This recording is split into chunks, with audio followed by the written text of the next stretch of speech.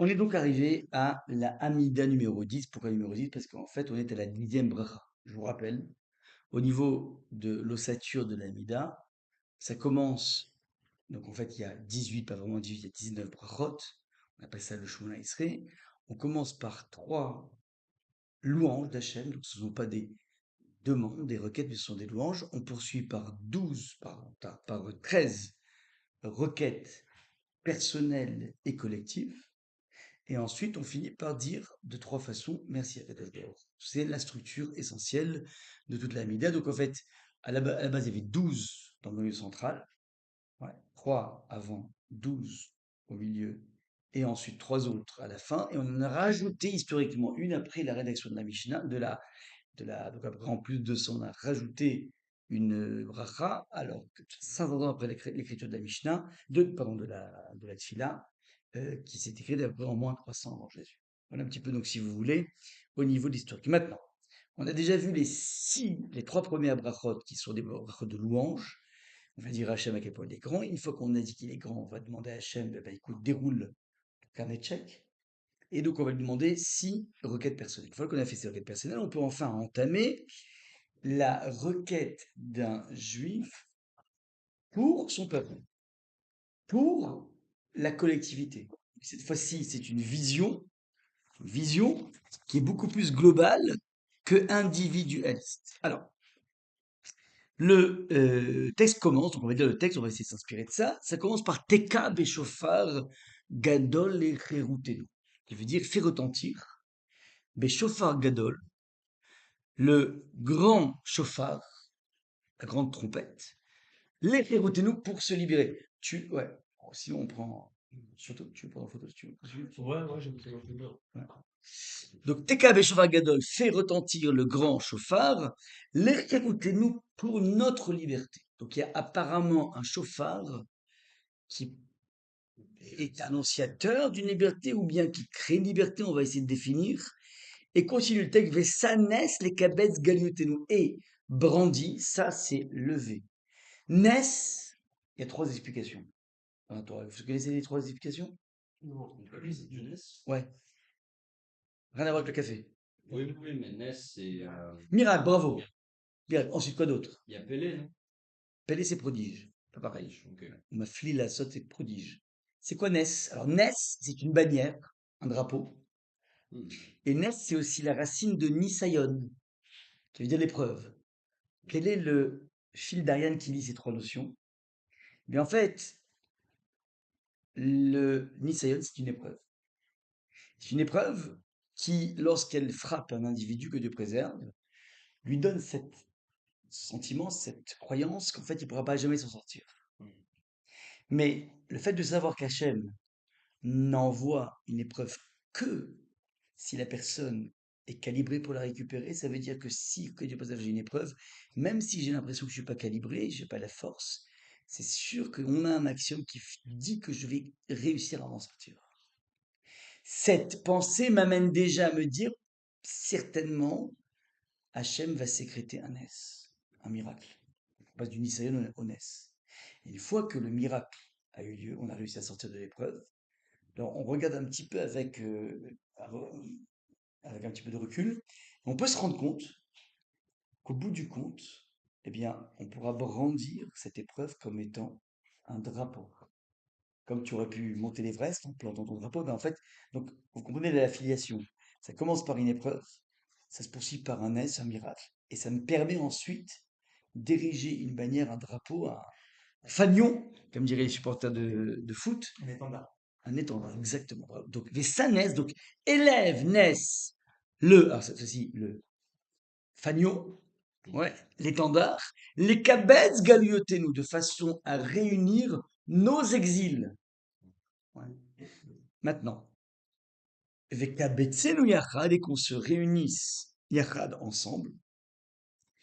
Mi arba kanfot, des 4 coins. Kanaf, c'est un coin. Arrête des 4 coins de la terre, donc sud, nord, est, ouest. Les Har, c'est nous vers notre terre, vers Sion. Ok? Baruch ata Hashem mekabetz, tu es source de bénédiction Hashem, mekabetz, nitré amo Israël, qui réunit, nitré, les disperser les paumés, Amo Israël, de ton peuple d'Israël. Vous avez compris, tout le thème général de cette bracha, c'est la réunion du peuple juif sur sa terre et qui va partir à partir des quatre coins de la terre et des juifs de partout. Et le sens de la Géoula, c'est qu'on puisse tous se retrouver là-bas. N'oubliez pas, pour les médecins en herbe, je ne sais pas s'ils ont dit ça pour les pharmaciens, mais la Sorte propose à chaque médecin français, s'il vient s'installer en Israël, un chèque de 400 000 shekels. Cocasse, 130 000 euros, ouais. Pour, Wow. pas Commence mal. bien, quoi. Comment? Ça commence bien. Commence bien, exactement, pour venir peupler les trucs. Et ils donnent pareil pour les psychologues, je crois, vers Gaza. Vers Gaza, mais c'est plus 70 000 euros. Enfin, 70 000 shekels. Ah ouais, c'est pas C'est pareil. beaucoup moins. On est un peu moins dans le même, ouais. En tout cas, voilà, il y a des incitations. Ils sont en train de faire une OPA sur les, les médecins juifs français. Malheureusement, ouais, bah, c'est comme ça. Mais en tout cas, voilà. Bah, bref, donc voilà, c'est un petit peu le point. Donc c'est le sens de la réunion tous les jours. On va essayer d'analyser ce texte. D'abord, avant qu'on pénètre un petit peu les mots, est-ce qu'il y a des choses qui vous paraissent bizarres, des choses à préciser? Je vais le retraduire. Donc, Teka Beshofar Gadol Echad nous fait retentir le grand chauffard pour notre liberté et brandit le fanion pour opérer la réunion de nos exils et que tu nous réunisses ensemble des quatre coins de la terre vers notre terre. Tu es sous bénédiction Hachem qui réunit les paumés du peuple juif, du peuple d'Israël. Est-ce qu'il y a des remarques à faire par rapport à ça? Vas-y. Tu veux? Rien surligné, donc on Quoi? n'a pas l'aide quand c'est Ah surligné. oui, mais il faut monter de classe, quoi. Je ne peux pas me laisser au CP quand même, attends. Ouais. Alors, Moi, c'est une trait que je trouve, enfin, je l'ai pas souvent vu celle-là. vas-y. Perdu. Enfin, cette racine-là, c'est nun dalet tret. C'est Ouais, ça, hein. ouais. Je le perds. Nidar. Nida. Ir Anidarat. La ville dans laquelle on a jeté un anathème. C'est une ville qui va être complètement. On parle de quel étendard? On va voir. C'est une très bonne question. De quel étendard on parle? Il y a un c'était Kadosh Baruch Hu, c'est quoi l'idée? The étendard, c'est le. Ouais, ouais, les Kabetz, ouais. Ça naissent. Non, c'est pas l'étendard, c'est Ness, pas Hannes. Oui, c'est le Nas, le C'est un étendard, ouais. Ensuite, quoi d'autre? Il y a répétition. Ouais. Kabetz, Kabetz, Bravo. Répétition. Kabetz. Ah, ok. On nous parle de Haaretz, et puis après, les Artseinu. Donc il y a une sorte de dichotomie entre la terre elle-même, toute la terre, et puis la terre d'Israël. Bravo. Ah ouais, Raphaël il est en forme là. Il a dit, moi j'arrive, je suis en forme. Ouais. Ok, bravo. Vous avez compris, passer question, c'est magnifique. Il dit, il y a deux fois l'expression réunir les kabetz, un kibbutz, ouais, ça. On trouve l'expression du kibbutz.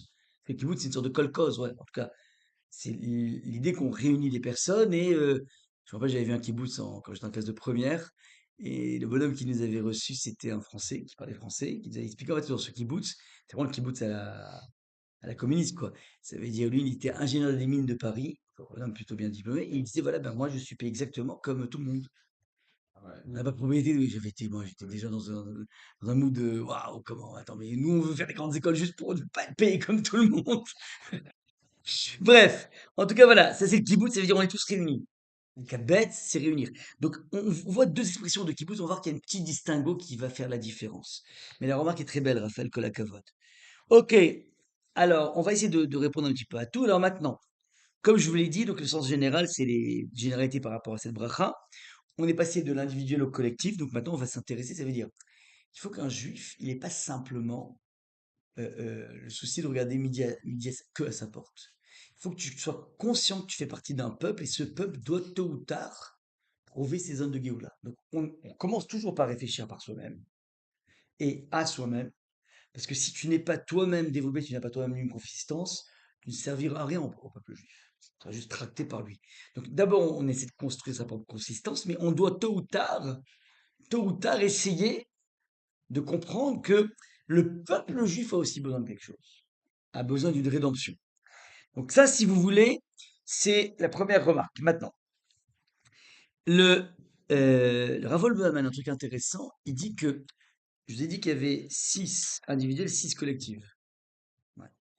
Maintenant, on peut faire un matching, un en face de 7, 2 en face de 8, 3 en face de 9, C'est-à-dire qu'en fait que il y aurait un parallèle entre la première bracha individuelle et la première bracha collective. La première individuelle, c'est laquelle? Vous vous rappelez? Ça, c'est la troisième. C'est pas individuel. C'est, non, ça, c'est la deuxième.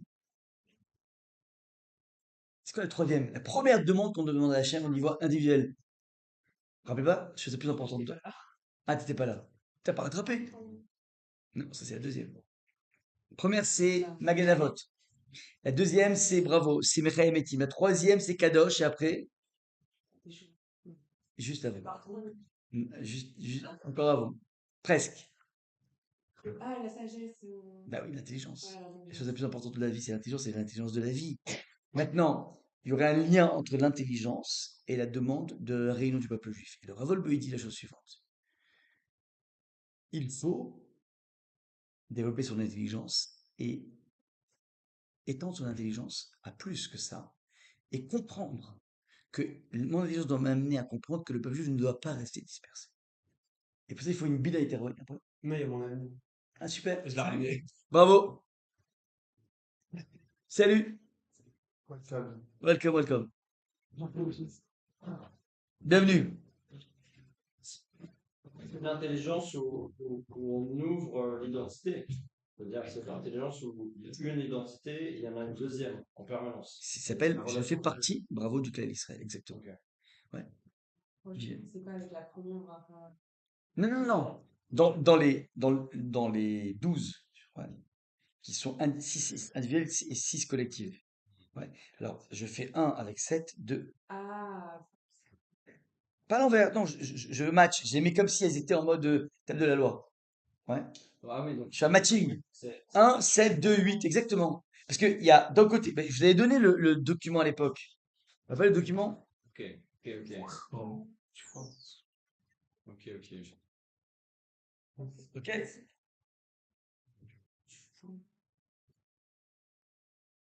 Ah, mais tu l'avais, bravo. Ah ouais. Regardez, vous l'avez. Montre-le. On est là. D'accord? C'est le problème. Tu fronces les sourcils, vas-y, donne. non, bah voilà, je l'ai là, mais Eh ben, tu as ici la première individuelle ah ouais. qui m'a gagné. Regarde. Oui. L'intelligence. Non. Vous avez dit. Non, non, non, pas du tout. C'est la première des bravoures. Deuxième. Maintenant, encore une fois. On a 18 à peu près, ouais. Enfin, 19, 18, 19, ouais. Et Rabat, c'est toujours compliqué. Maintenant, il y a 3 qui sont de l'ordre du remerciement. Ouais. Après, la première de la requête individuelle, c'est la numéro 4. Celle de là vient la confusion. Donc tu fais 4 avec 10, 5 avec 11, 6 avec 12, ainsi de suite. Donc l'intelligence correspond à le rassemblement des exilés. Ok? Donc ça c'est lié, hein. Ça veut dire mon intelligence personnelle doit m'amener à comprendre que, comment je traduis ça dans le cas d'Israël, dans ma faculté à comprendre qu'il faut qu'on se réunisse. On va voir c'est quoi les conditions de la réunion. C'est pas simplement l'agrégat d'une bande de juifs qui vont aller en Israël. C'est pas du tout ça qui se passe ici. Ouais. Alors maintenant, deuxième deuxième chose, euh, lorsqu'on parle de la galoute, ce n'est pas que la galoute au niveau exil, ça peut être aussi la galoute à Tel Aviv, c'est-à-dire que c'est lorsque ton esprit juif a été colonisé par une culture totalement étrangère à toi-même. Mm. Il n'y a pas que la galoute au sens géographique du terme, il y a aussi la galoute au niveau de cette colonisation de l'esprit qui fait en fait que on ne sait pas forcément bien penser juif. On est déconnecté de notre culture et on pense en fonction de ce notre La notre culture de nation. ouais et puis et puis finalement la façon par laquelle on a été programmé. Ça c'est un peu un des soucis. Donc ça, c'est aussi cette demande de pouvoir s'affranchir de tous ces réflexes. Maintenant, euh, le chiffre 10 n'est pas anodin, et c'est là qu'on va attraper quelque chose de très important, parce que le chiffre 10 est toujours lié à la fois au concept d'humilité et de complétude. Alors, complétude, pourquoi? Parce qu'en fait, c'est à partir de 10 personnes qu'on peut avoir un Kaddish, on peut avoir quelque chose de Gdusha. Il nous faut 10. Maintenant, le 10 correspond, en valeur numérique, à quelle lettre? Oula, je vais te... Non. Yud est la plus petite lettre de l'alphabet. C'est très intéressant, ça veut dire. a la valeur 10. 10, c'est le quorum. C'est ce par quoi on peut commencer à parler d'un micro-peuple, d'un embryon de peuple. Mais attention, vu que c'est la plus petite de l'alphabet, ça veut dire ce 10 doit être mis sous le signe de l'humilité. C'est quoi l'humilité? C'est la faculté d'être 10 ensemble et de ne pas avoir de problème d'ego et de problème d'arrogance et de problème de me sentir au-dessus des autres. Si il y en a un parmi les 10 qui commence à se sentir au-dessus des autres, alors c'est plus une union, on est dans ce qu'on appelle une fragmentation. Donc là, c'est très intéressant. Si nous parlons du retour des exilés, c'est pas pour créer des factions en Israël et des partis politiques et des couleurs de kippot et des couleurs de trucs. Ouais, c'est pas pour ça. L'enjeu, c'est pour créer une véritable union nationale. Et vous allez voir comment c'est très très beau, comment ça a été pensé par Akadosh Baruch Hu. Ouais. D'ailleurs, c'est très intéressant aussi.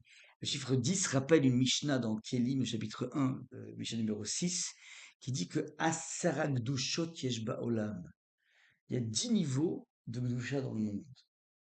Il dit que Eretz Israël Gdusha Mikol Haaretz. La terre d'Israël est plus kadosh, est plus distinguée, plus élevée que toutes les autres terres. Ce qui veut dire, c'est intéressant, les autres terres ont aussi une Gdusha. Israël plus. Et dans Israël, tu as la ville de Yerushalayim, qui est plus kadosh que tout Israël. Et dans Yerushalayim, tu as l'intérieur de la ville sainte. Et dans la ville sainte, tu as ce qu'on appelle le Harabaït, le mont du temple. C'est-à-dire qu'en fait, tu as un système croissant, genre poupée russe, de Gdushot. Il y en a aussi 10. C'est qu'on entend le concept de la Gdusha de façon dans un spectre de complétude. Ça, c'est donc le chiffre 10. Et voilà, ce va pour le chiffre 10. Maintenant, quel est le lien entre la bracha qui précède? Vous vous rappelez la bracha qui précède, c'était quoi? C'était avant le retour à Sion. On l'a fait la semaine dernière. Juste après. Ah, tu crois qu'il n'y aurait pas d'examen, ça va être pépin. La Parnassa, bravo, elle a écrit. Ouais, c'est qui veut gagner des millions, la Parnassa. Quel rapport il y a entre le retour à Sion et la Parnassa? Alors, c'est pas le rapport. Vas-y, dis ce que tu as envie de dire. Non, non, les Juifs et l'argent, quoi. Israël et l'argent, ouais, ça. Alors, ouais, pas mal, mais il y a encore mieux que ça. C'est qu'en fait, on demande à Kadosh Baruch Hu de la bracha, on aimerait qu'elle soit aussi dans la terre où on va aller. Maintenant, c'est carrément, on va dire, il y a un lien plus profond entre la parnassa et la prospérité en terre d'Israël. Ce lien est le suivant, je vous l'ai marqué ici dans le verset, c'est un verset dans Yérézkiel, chapitre 36, verset numéro 8, qui dit Ve'atem are Israël an perem titenu piriechem tiseu le ami Israël. Alors c'est incroyable, c'est Yérézkiel, on est à peu près en moins 1000 avant Jésus. Et il vient dire la chose suivante, et vous, montagne d'Israël, vous donnerez votre frondaison et vous porterez votre fruit, car ils sont prêts de revenir. Yérézkiel, le prophète, s'adresse aux montagnes d'Israël en leur disant, vous, du moment où les enfants d'Israël vont s'apprêter à venir en terre d'Israël, commencez à bourgeonner, commencez à porter des fruits. Et c'est incroyable au niveau historique, comment jusqu'en 1948, la terre d'Israël était une terre tellement aride. Et la venue petit à petit de simplement une startup nation, mais ça a créé un état complètement démesuré en termes de botanique, en termes d'agronomie. Ils sont devenus les champions du monde de l'agronomie. Ils ont fait pousser des tulipes dans le désert, ils ont poussé des tomates dans le désert avec leur fameux système de goutte à goutte. C'est qu'en fait, il y a ici un truc incroyable et qui est vérifié jusqu'à aujourd'hui. Les enfants d'Israël, à partir du moment où ils reviennent en Israël, la terre commence à reprendre ses fruits. En fait, c'est une terre qui est fidèle. Et pendant 2000 ans, c'était une terre qui était aride. Et regardez même jusqu'à aujourd'hui, quand vous voulez la mer Morte, depuis Jérusalem, vous descendez depuis Jérusalem vers Maladoumim, c'est encore hyper florissant. Vous dépassez de 50-100 mètres à Maladoumim, vous arrivez territoire arabe, et c'est totalement, comment dire, totalement aride. Tu connais bien Israël, toi, et le contraste, le contraste, il est mais brutal, quoi. Tu passes de Beverly Hills au Nevada, quoi. Mais sûrement que là, il faut plusieurs heures d'avion, quoi. En plus, il n'y a que Ramelin qui est vraiment arabe. Ouais, exactement.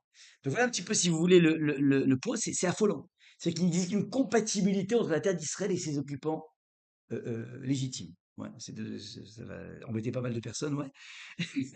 Mais c'est pas grave, il faut le dire, c'est marqué dans Yecheskel, ouais, c'est vieux. Maintenant, C'est un commentaire, c'est presque. Yecheskel même. Maintenant, si tu vas au commentaire, comme Marc, ouais. Dans la Gemara dans Sanhedrin, page 98a, eh bien, il dit que la floraison de la terre d'Israël est un signe pour nous attirer en Israël. La terre devient attractive pour nous attirer là-bas, et c'est un des signes de la venue du Mashiach aussi. Ouais, ouais. Là, c'est le point. Maintenant, on a parlé du son du chauffard. On va faire un petit peu attention, les amis. Ouais. C'est quoi ce chauffard gadol? Vous connaissez la Gad Elmaleh? Nous, on avait un grand rabbin dans la famille, un rabbin. Alors moi, je voudrais un petit rabbin beau gosse. Alors, en fait, il y a ça aussi. Il y a ça aussi. Il y a le grand chauffard et le petit chauffard. Alors, c'est quoi le petit chauffard? Je vous explique. Lorsque Avraham Avinu, il a fait la Kadet Yitzhak, il s'apprête donc à égorger son fils et finalement, Hachem le bloque. Et là, on ne sait pas pourquoi. On ne sait pas pourquoi il décide, à la place de Tachat Beno, de prendre un bélier. J'expliquerai un jour pourquoi c'est Tachat Beno, ça veut dire quoi à la place de son fils, ça n'a aucun sens. Tu mets un pigeon à la place du n'importe quoi. Donc on expliquera c'est quoi ce Tachat, le concept de Tachat qu'on retrouve aussi dans la loi du Talion. Aïn Tachat Aïn. Veshen Tachat Shen. Œil pour œil, dent pour dent. On expliquera c'est quoi. Mais c'est pas le propos d'aujourd'hui, j'ai d'autres choses à vous dire. Maintenant, trop de choses à vous dire avant. Alors regardez. Il fait ça, donc qu'est-ce qu'il dit? Il décide de faire la shrita, de prendre le bélier.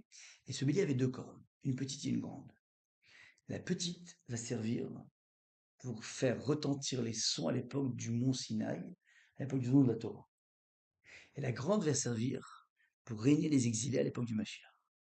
On demande à Hachem, vas-y Hachem, c'est le moment, fais sonner les trompettes. Ouais, Tekab et Shofar Gadol Lecherotenu. Alors, on a un chauffard qui produit quoi comme manifestation physique, un chauffard? Bah, C'est du son. ouais, bah, On est dans le registre du son, ouais. Mais on a un autre registre qui s'appelle Vesanes, les Kabez Geotenu, et brandit un fanion, un étendard, pour, ouais, les Kabetz, pour réunir nos galouillottes. Donc en fait, on a un son d'un côté et de l'autre, on a une image, exactement. Donc si tu veux, tu as ici deux canaux de stimuli, de stimulation. Soit il y a ceux qui vont être stimulés par le son, par le chauffard gadol, soit ceux qui vont être stimulés par la vue. On dirait en culture par image, le poids des mots, le choc des photos. Ouais, poids des mots, le choc des photos. Ouais. Maintenant, comment? Le monde de l'audiovisuel. Ouais. Alors, ça c'est, si vous voulez, les deux points. Maintenant, ce que veut dire ici les commentateurs, c'est pas anodin. Il y a un son qui va nous permettre d'être libres. Et il y a une image qui va nous permettre de nous réunir. C'est pas pareil. Vous comprenez que la sensation de liberté est quelque chose de beaucoup plus puissant que la sensation juste d'être réunis. Ok? Alors, regardez comment c'est assez incroyable. Tout ce que j'ai marqué. Ouais, voilà. Maintenant, c'est quoi l'idée? C'est qu'en fait, pour la fin des temps, il y aura deux types de réveil.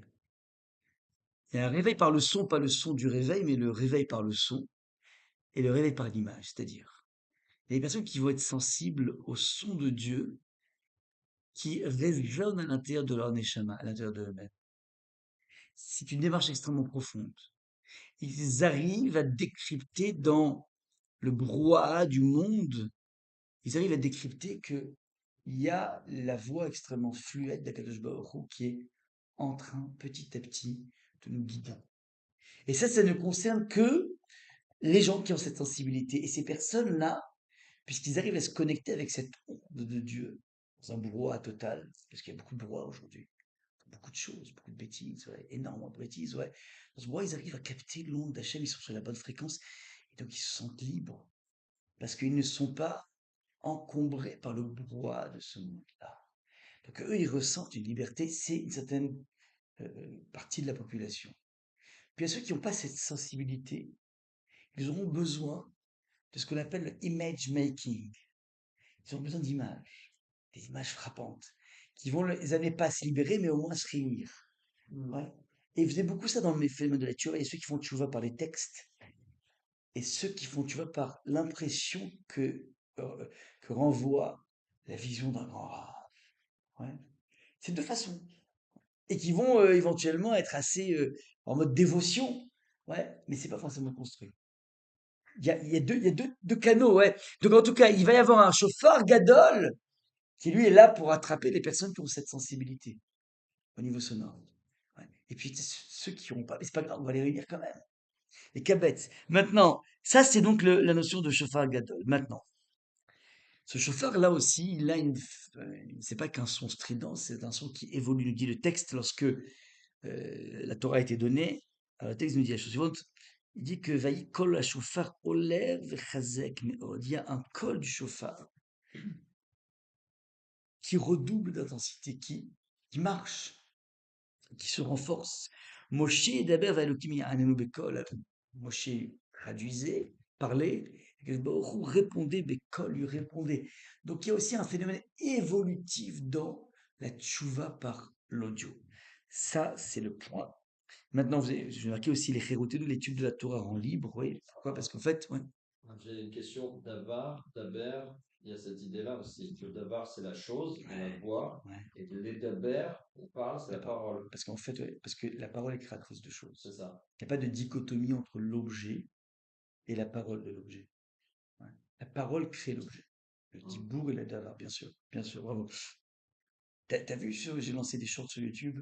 Je vais pas regarder Je te encore. conseille de regarder parce que je fais beaucoup de Ouais. sémantique. Ça va beaucoup de plaire, je pense. Ouais.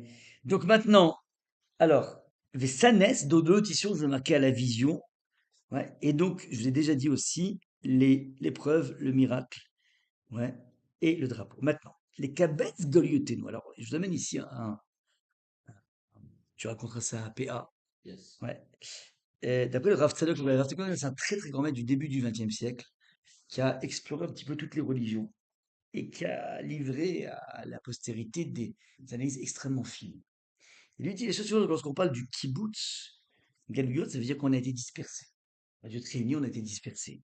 Et il dit le Rav Tzadok à Cohen, une des raisons pour lesquelles le peuple juif a été dispersé, à part les fautes et tout ça, c'est qu'en fait les juifs vont être au, au contact frontal avec des foultitudes de cultures différentes, de populations, de coutumes, de dialectes, de beaucoup de choses.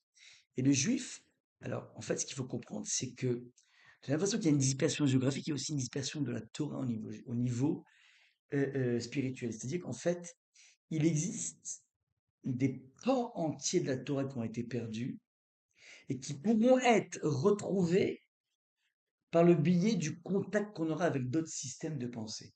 Je traduis. Je traduis. Moran Nevuchim, qui est le grand maître, le Rambam, le guide des égarés, il s'est mis comme tâche d'essayer d'expliquer et de commenter, et de donner le sens des mitzvot. Normalement, les mitzvot, on les fait parce qu'Hachem a demandé, mais c'est pas interdit d'aller comprendre pourquoi Hachem interdit le lait et la viande. Donc, il a essayé de trouver des explications palpables, ouais, qui permettent de comprendre qu'est-ce que Hachem attend de moi. C'est bon jusque-là ou pas? Maintenant, il déclare, lui, Rambam, qu'il n'a pas réussi à commenter toutes les mitzvot, 113 mitzvot, parce qu'il n'a pas suffisamment voyagé et connu des cultures étrangères à la Torah. C'est-à-dire que le contact avec le système différent me permet de mieux comprendre la Torah. C'est pas anodin le fait que le Rambam a beaucoup étudié Aristote et il a beaucoup loué Aristote.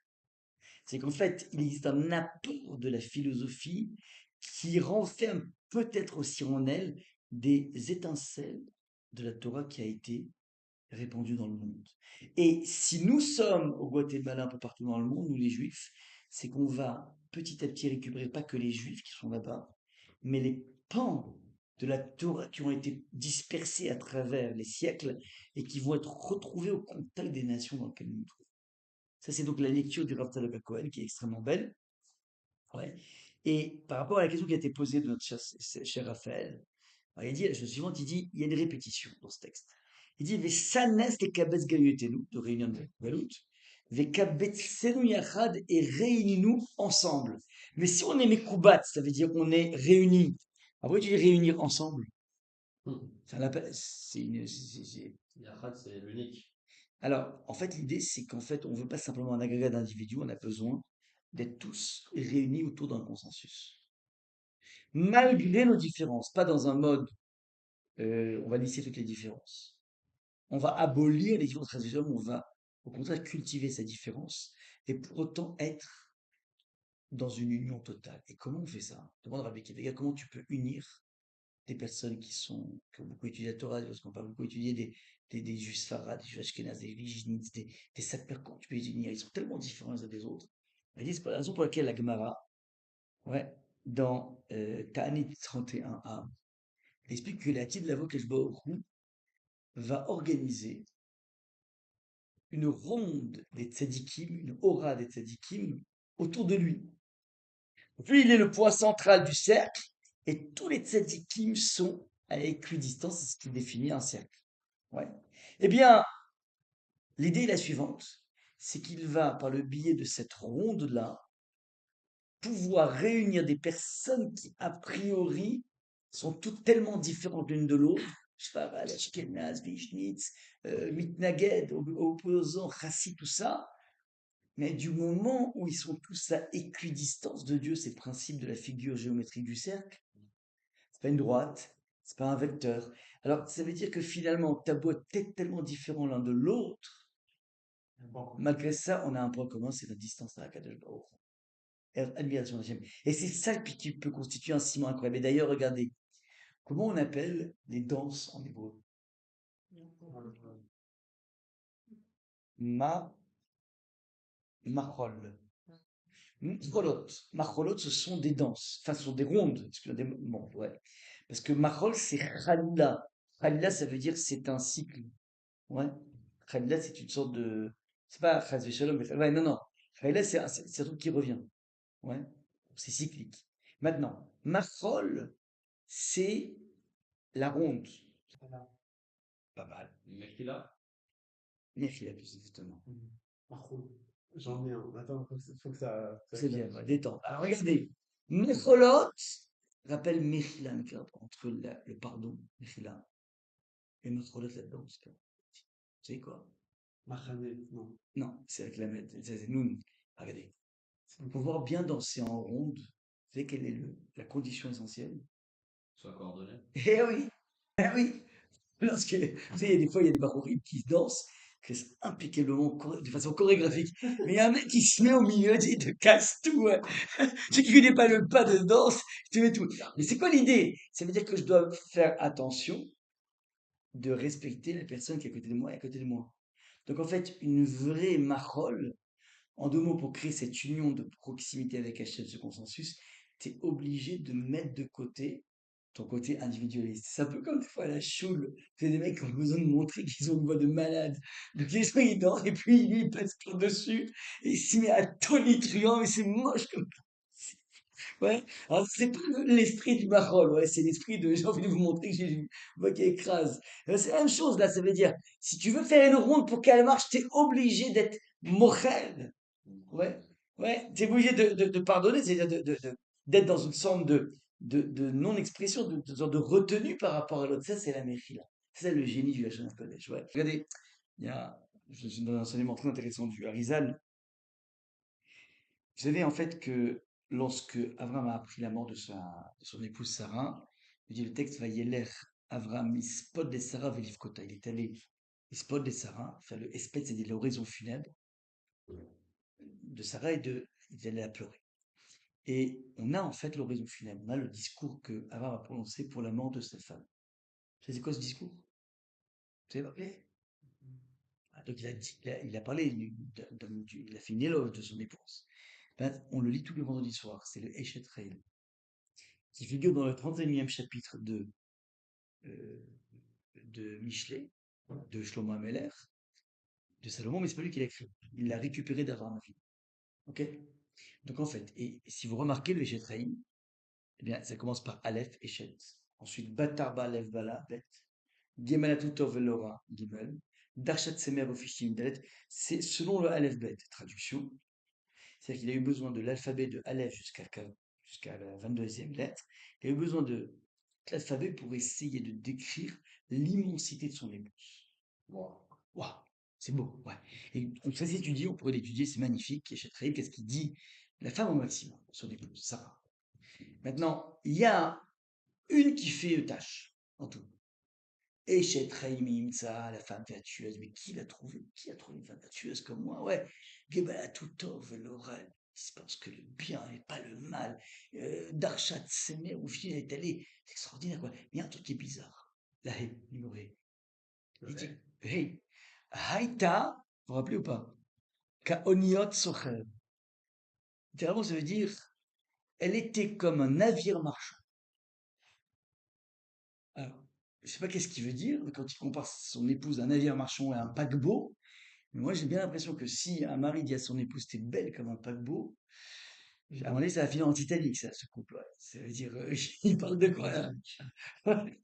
Mais t'es belle comme un navire marchand. C'est terrible. Le bateau, c'est un peu comme une salle. Non, oh, c'est autre chose, c'est notre symbolique. Ouais. Donc ça c'est bizarre. Et là, le Harizal, il dit un truc incroyable. Il dit que oniot, c'est un des termes, onia en hébreu, c'est une embarcation, un bateau. Mais il y a un autre mot en hébreu, c'est sfina. Ouais, sfina, c'est aussi un autre mot. Pourquoi il aurait choisi Abraham Onia? Parce que quand tu écris Onia, vous avez un stylo, s'il vous plaît. Je vous l'écris, ouais. Onia, mieux voir. Ça fait comme ça. Ouais, désolé, j'écris pas super. Bon, je vais te faire en cursive parce que je sais pas écrire en truc. Onia. Ça va qu'à l'œuf. Ouais, Onia. Ça, c'est Onia. C'est le bateau. Ok. Maintenant, Oniot, avec la clé Oniot. C'est un pluriel. Donc j'écris. Zahar, on est que voilà. Onia, c'est féminin. Ok. Et Oniot, bah, ça fait comme tu dirais, glida, glidote. Ouais, c'est normal, ouais. Ok. Ça, c'est le pluriel Oniot. Alors, lui, dit le Harizal, c'est une lecture très sophistiquée. Il dit que Annie, c'est quoi Annie? Moi. C'est je, pronom personnel je. Et Oniot, c'est je au pluriel. C'est deux Annie. C'est deux je. Il dit que sa femme, il lui dit, ma femme, elle était comme deux jeux, J-E, hein. Deux jeux. Ouais. C'est quoi deux jeux? C'est moi. C'est-à-dire je. Elle dit je, et je. C'est qui je? C'est elle et Dieu. Dans la vie de ma femme, il y a elle et Dieu. Et elle est comme un bateau. Quel est le problème du bateau? C'est qu'en fait, il navigue sur l'eau, sans jamais couler. Ouais. Et l'eau, dans la symbolique de la Torah, ça représente la chevra, la société. La société qui... Alors, qu'est-ce qu'elle a comme forme? Enfin, justement, l'eau n'a pas de forme. Elle est informe. Elle dépend de l'ustensile dans lequel tu la mets. Eh ben ça, c'est un petit peu, si vous voulez, c'est la pensée de la société, qui en fait est totalement informe.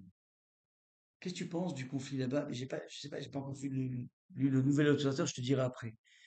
C'est-à-dire que la société veut imposer un diktat comme une forme de rouleau compresseur pour empêcher une personne d'être lui-même. On passe notre vie, ouais, à mettre du pain sur son balcon et ouais, à vivre sa vie par procuration. Trop jeune peut-être, ouais, mais bon.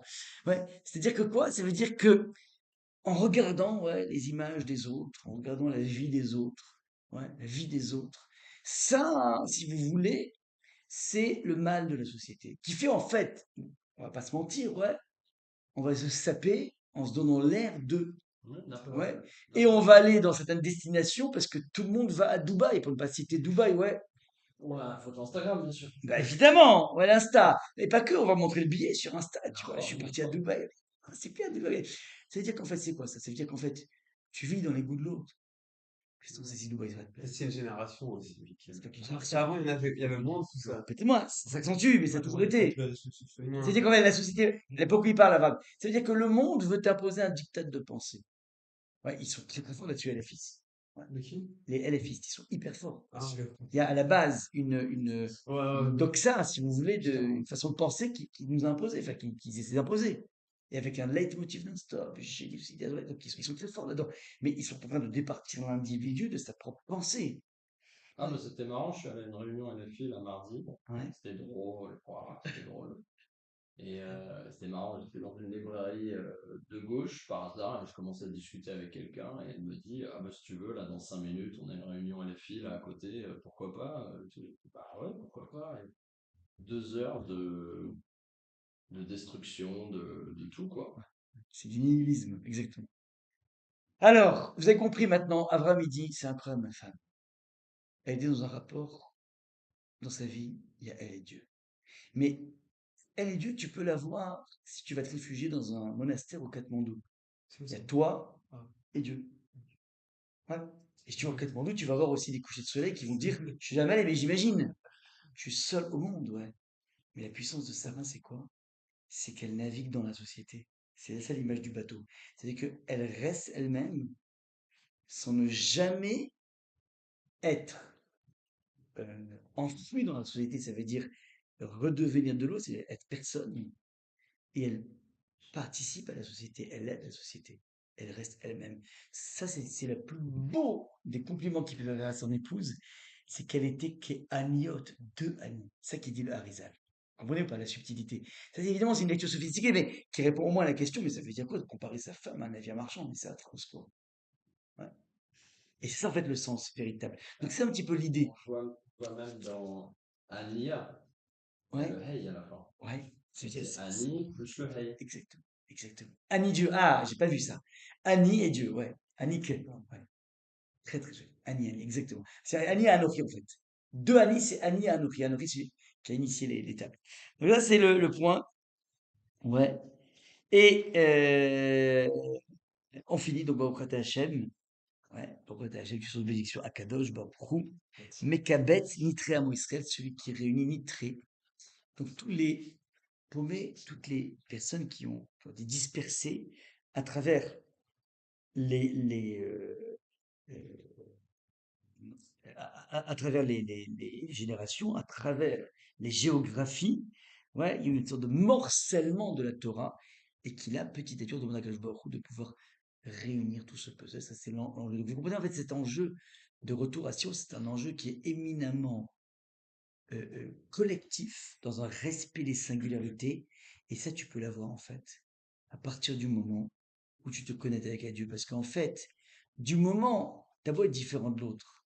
Mais cette différence ne doit pas être un tremplin pour essayer d'être celui, parce qu'en fait, toi, ton souci, c'est d'être toujours à bonne distance d'Hachem. Tu dois faire un travail pour être dans le cercle, pas t'éloigner.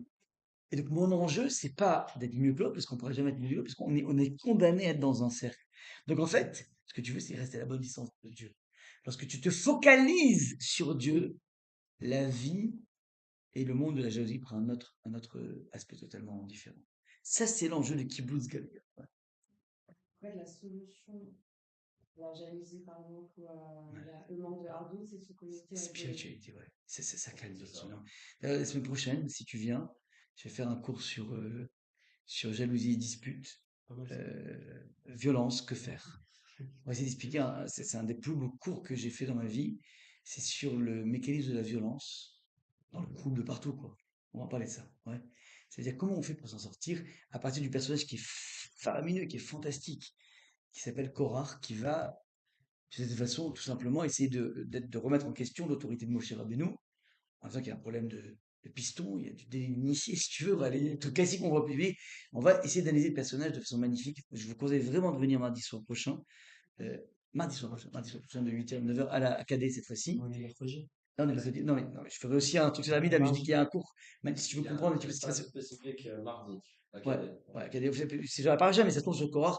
Et en général, enfin, je veux faire ce cours parce qu'il aide énormément de gens par rapport à tous nos problèmes de jalousie. On est tous été confondus dans la avec une jalousie. Et en se disant, mais je sais pas, il y a un bug, quoi. J'étais dans la même bande d'université, la personne a cartonne, moi non. Il y a un truc, alors, toutes ces notions-là, on va les aborder, vous êtes HM. C'est un show hyper Pourquoi important. lui y arrive, moi j'arrive pas. Exactement, exactement. Ok. Mais ici, j'ai vu dans la fratrie aussi. Ouais, l'histoire de Bereshit, une histoire de fratrie qui capote en permanence, quoi. Caïn qui tue Abel, et Ishmaël qui a envie de tuer Yitzhak, et Esav qui veut défoncer Yaakov, et Yaakov qui trompe Esav, ouais. Bah, c'est chaud en termes de fratrie, quoi. C'est vrai. C'est pas peace and love, hein, la Bereshit, hein, c'est pas du tout, quoi. Non. Ça marche?